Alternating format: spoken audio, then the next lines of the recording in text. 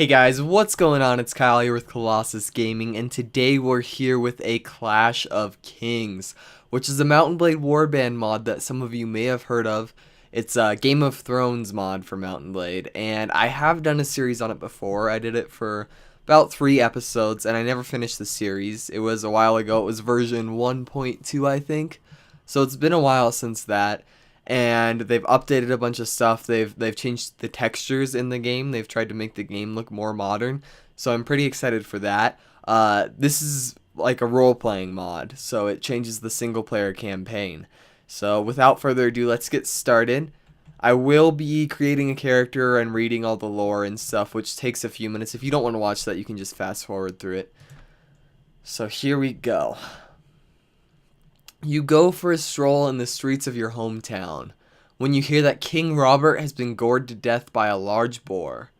The fishmonger that you're speaking with tells you that Eddard Stark, the hand of the king, tried to usurp the throne, but the valiant King Joffrey's advisors managed to foil his plot, and peace has surely been restored. However, a few days later, a weary traveler arrives with more news. Following the imprisonment of Lord Stark, the Northern Lords have marched south to defeat the Lannisters and free their liege. They ambushed the army of the Kingslayer, routed his forces, and captured Sir Jaime, after which they broke the siege of Riverrun. All of a sudden, the odds seem to be turning against Joffrey, and his name is no longer shouted in the streets.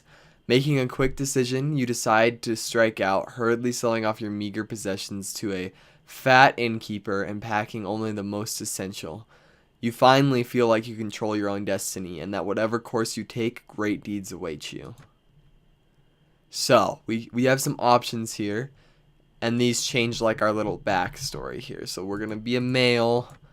Our father was Landless Knight, sounds the coolest out of all of these. We spent our early life as a novice. We later became a squire. I like that. And the reason for an adventure was lust for money and power, because we're greedy. You were born years ago. Your father was a landless knight. He served old Lord Went as a sworn sword, never improving his own or his family's lot in life. You started to learn about the world almost as soon as you could walk and talk. You spent your early life as a novice. As a boy growing out of childhood, you became a novice in the local septry, the lowest step of the ladder, leading to the rank of most devout. Years of rigorous learning and hard work followed. You were one of several novices, performing most of the menial labor in the septi, in addition to being trained for more holy tasks. When you were on the verge of adulthood, you were allowed to conduct your first service. After that, you were no longer a novice boy, but a man waiting to take your vows and enter the service of the Seven. Then, as a young adult, I realized I was full of shit, as I always do, and I became a squire. Though the distinction felt sudden to you, somewhere along the way you had become a man, and the whole world seemed to change around you. When you were named the squire to one of Lord Went's knights, you practiced long hours with weapons, learning how to deal out hard knocks and how to take them too. You were instructed in your obligations to your lord of the duties to those who might be one. You were instructed in your obligations to your lord and of your duties to those who one day might be your vassals. But in addition to learning the knightly ideal, you also learned about the less uplifting side.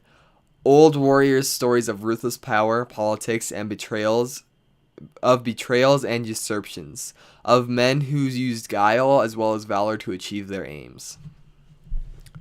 But soon everything changed, and you decided to strike out on your own as an adventurer. What made you take this decision was lust for money and power. Only you know exactly what caused you to give up your old life and become an adventurer.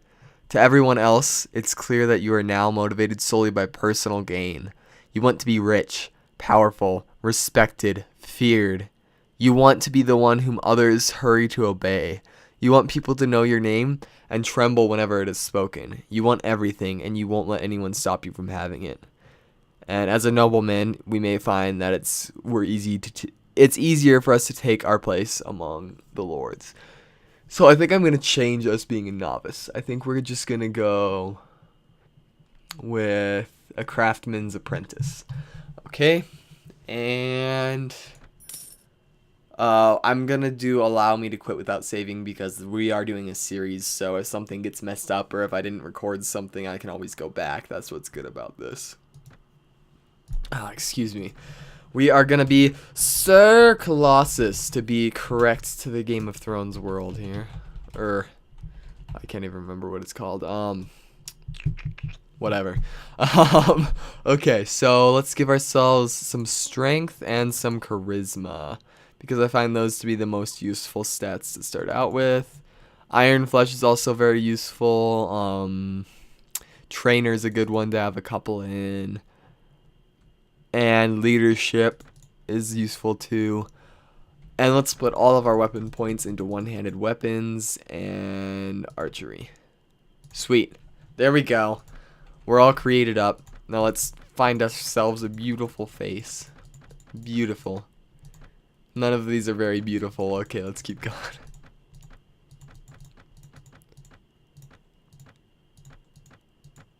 Oh, nope. Oh gosh. They're all so ugly. They look like they all belong on the wall in the north. That's what they look like. Oh,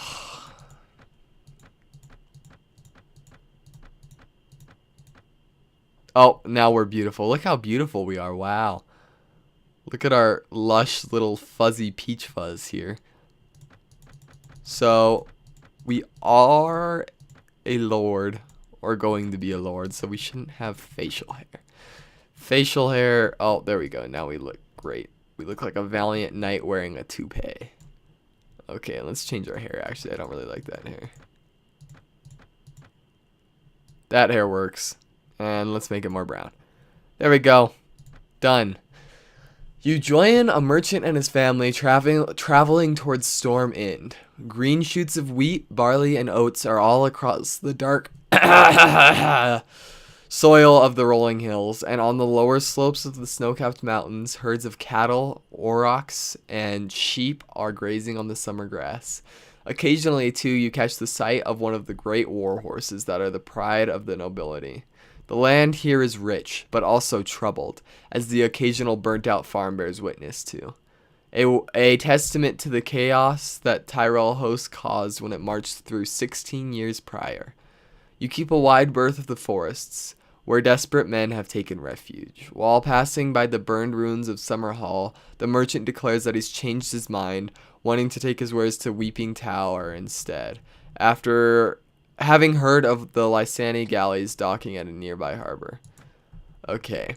Following the long trek through Rainwood, you finally see the Weeping Town in the distance. You are exhausted by the time you find the inn, where you quickly stash your belongings and go in search of a decent tavern where you can have a well-deserved dinner. According to an old blind man sitting in the corner between two buildings and drinking a mug of stale ale, a kraken has been seen off the coast of Dorne, and a 5-headed calf has been born, killing its mother in the process. Surely an omen to be taken seriously. However, I decided to dismiss it. Dismissing the old fool is crazy. You continue towards the tavern. All of a sudden, you hear a sound that stands the hairs on the back of your neck. I'm just going to say that. The rasp of a blade sliding from its scabbard. Oh, wow. Look at this. See, this is what I mean. This looks amazing. This looks like a whole new game here. Oh, and we're going to... This guy's going to try to mess with us. Little does he know. Oh. Nope. Ah. Wow. Well, I've literally done that like 30 times, and that's the first time I've ever died doing it, but it's okay. Same thing happens. We're struck down. However, before you lose consciousness, you hear shouts and a rush of footfalls. You awake to find yourself indoors, weak but alive. Wow, this looks so much better. The textures are so much better. Okay, let's talk to this clerk here. Oh, no, let's not. That's how I punch you. Okay. Ah, you're awake. It's good to see that you can still walk. You're lucky we came along. I'd been speaking with the castle guards when we heard the sounds of a fight and ran to see what was happening. We didn't arrived in time to prevent you from getting knocked down, but we may have saved you from getting your throat cut. Now maybe you can help me. You seem a little disoriented. I do not know who you are or where you're from, and to tell you the truth, I don't care. I'm just a simple merchant, and if I've learned anything, it's that merchants are the first to suffer in hard times, so I'm planning to travel to another country, peaceful and rainless, I hope. I've heard that in the free cities, gold flows from watery fountains, so maybe I'll go try my fortune in Pentos or Volantis. Anyways, I advise you before I leave to do the same and seek your own fortune in other lands. War is sure to engulf the Seven Kingdoms. Now the hand has been executed, and people will be nothing more than war fodder. Poverty feeds on the weak, and the strong men abuse the sword and the lance to impose their power and control over the humble ones. In order to trade, we must pay heavy taxes in each city, sort out bandits and pirates, and pray that a local lord, ignorant and lazy, do not decide to get half of our merchandise to fund his next feast or buy a new horse for his son. Indeed, times are troubled, my friend, and I will take a drink of water. So, stuff's going down. Nobody's happy. But I'm getting ahead of myself. Take my advice and go across the narrow sea. Until a new king has been crowned and anointed by the high septon, law and unity will remain a vulture's feasting table. So I say, seek your destiny elsewhere. Go to Essos, or I think I'll stay. War brings opportunity, and I mean to seize my chance, make a name for myself. War does bring opportunity. Oh, well, I suppose you're right at that. But remember this. War also brings maimed men and raped women, dead children, and shattered hopes. You, my sir, are a pessimist, but that's also true. Still, you have a certain look of ability to you. Take this silver and remember me should you ever make something of yourself. That's great. So this old man saves my life, gives me free money, even after I refuse his advice. That's cool. Thank you, my friend. Fair travels to you. Oh, I look so young. Alrighty. So here we go. I'm going to press tab to leave. And here we are. So over here across the narrow sea, we have Volantis. Lots of little places that we're probably never going to go to. I'm sure we will eventually. Bravos down there. So this map seems to be backwards. It seems like north is down and south is up. Yeah, it looks right. Okay, so we are... Where are we? I already lost where we are. See, this is off to a great start. I don't even know where we are.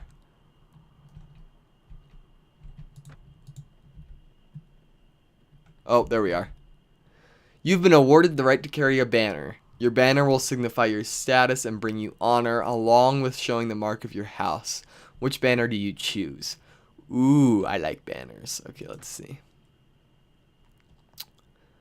Some of these are from Game of Thrones. That's cool.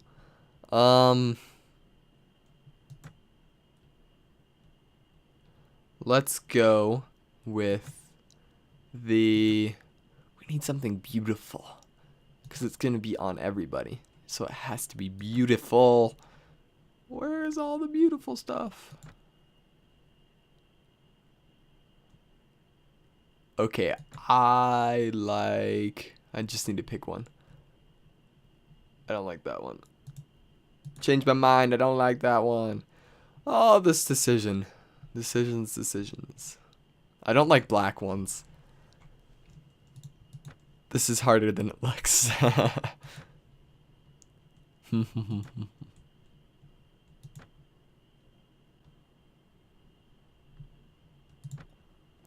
Alright, there we go. So we finally chose a banner. Took me a while. I didn't mean to go this way. I don't know why I'm going that way. So what is this? For a stroll, are we? Oh my god. Wow. What do you... So I just accidentally clicked, and we already are gonna get our butt kicked. I'm just gonna surrender now because there's really no hope. I lost 48 coins. Okay, they're gonna drag me around all day.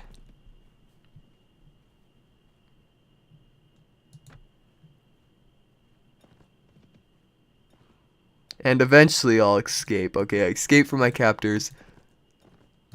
So let's go to Stonebridge. The village of Stonebridge seems unremarkable. The fields and orchards are busy with villagers engaging in their tasks of seasons.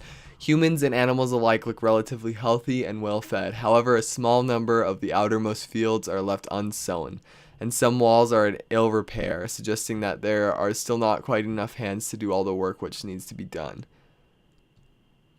Alright, so the village and the surrounding lands belong to Lord Selwyn Tarth of the Stormlands. The populace is indifferent to you.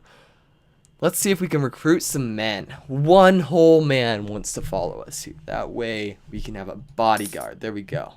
Give him 10 coins. We got a beautiful friend now. So we're going to try to just get a few men because people like that could just roll me right now. There we go. 4 more. Hello, sir. Lord Eldon. Lord Eldon. What is this old mill? Can we actually interact with that somehow? Old mills are scattered across Westeros. The remnants of old villages and hamlets long forgotten and abandoned. Aw. No, I don't want to... Why do you keep going that way? Oh gosh. Wow, so yeah, even on the map, everything looks a lot better. Let's see if we can recruit any volunteers. Oh, they're sergeants. We can't afford sergeants. So we need to get out of here. I don't like being this close to the woods. The question is, where should we head? Should we head north? The Lannisters' lands are up here. Or... yeah, I think that's the best way to go. To the north.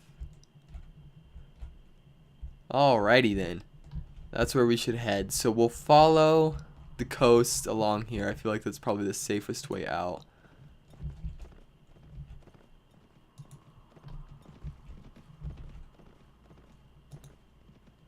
I just don't want to get attacked at all.